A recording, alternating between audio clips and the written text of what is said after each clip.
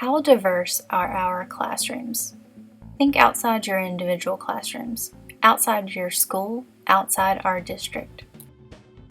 You all are looking at a picture of an 8th grade social studies class at Valley Point Middle School in Dalton, Georgia.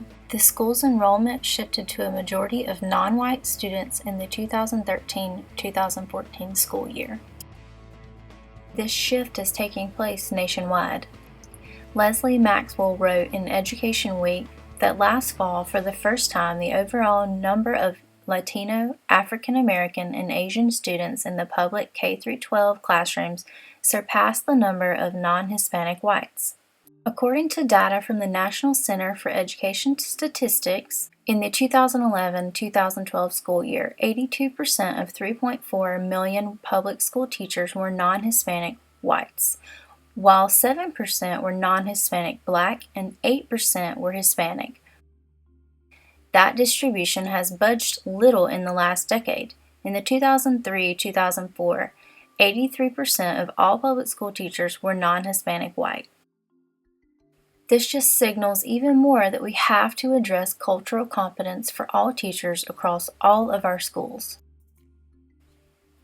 In an interview with Dr. James A. Banks, author of Educating Citizens in a Multicultural Society, he states that multicultural education goes beyond simple content integration, such as putting content about Mexican Americans or African Americans in the curriculum. This is important, he says, but it is only the first dimension of multicultural education, with there being at least 5 dimensions. These dimensions are content integration, the knowledge construction process, prejudice reduction, and equity pedagogy, and an empowering school culture and social structure. Today I want to focus on equity pedagogy. Equity pedagogy has been defined as teaching strategies and classroom environments that help students from diverse racial, ethnic, and cultural groups attain the knowledge, skills, and attitudes needed to function effectively within a just, humane, and democratic society. Simply put, Banks says teachers change their methods to enable kids from diverse racial groups and both genders to achieve. Teachers modify their teaching styles so that they use a wide range of strategies and teaching techniques such as cooperative groups, simulations, role-playing, and discovery. In the end, this will help many white children too, since they often do not learn from highly individualistic, competitive teaching strategy either. When it comes to education, the headline is that racial inequalities start young and persist through life. Add in standardized tests, the average Black child scores below 75% of Caucasian students, according to PBS.org.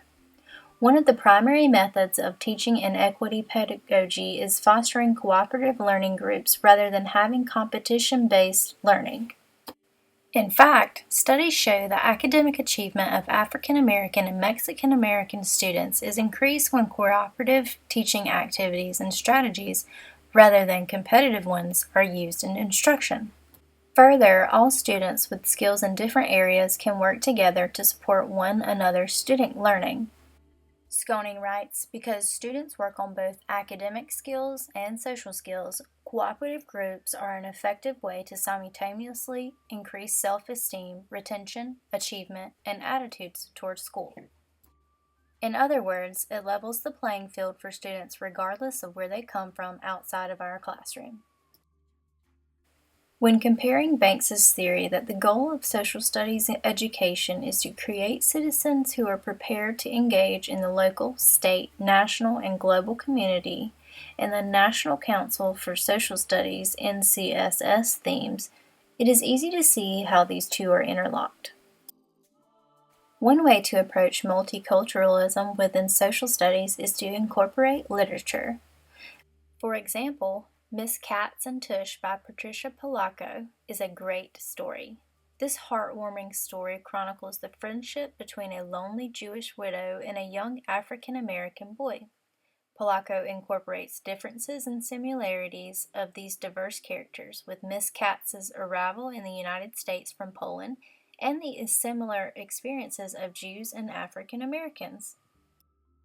Further, the story of Ruby Bridges by Robert Coles and George Ford is also an easy text to integrate into a lesson about segregation in the 1960s.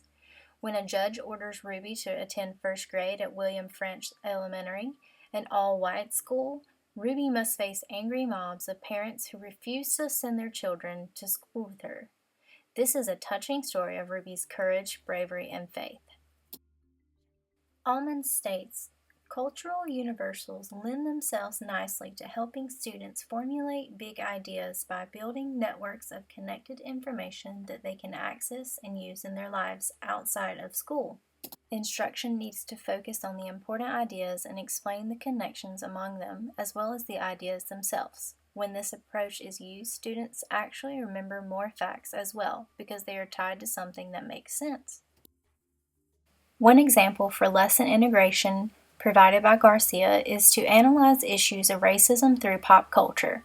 For example, study the effects of segregation through political cartoons, movies, photography, etc. Further, the students could utilize technology by creating a poster or Glogster. Also, during Thanksgiving, a heritage activity is a great approach in the event that a teacher has a Native American student. Teachers need to investigate whether these students' families have strong ties with their heritage or not, and then utilize the opportunity to inform the class on what it really means to be a Native American. Allowing the student to share his or her knowledge and personal experiences will give the student a sense of pride as well as the opportunity to demonstrate it to his classmates. Great activities with this would be to have the students write a narrative about their family heritage and present an About Me bag. Multicultural education and culturally relevant pedagogy can be used to increase student interest in social studies. Teachers can create inclusive, accepting, constructivist classrooms that promotes, not dilutes, heritage. Through the appropriate knowledge of status and culture in combination with appropriate strategies, teachers, you can spark interest within your students starting through social studies.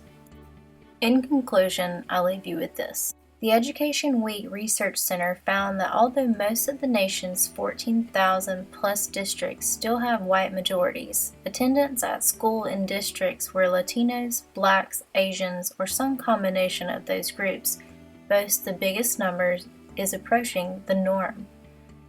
Will you be ready?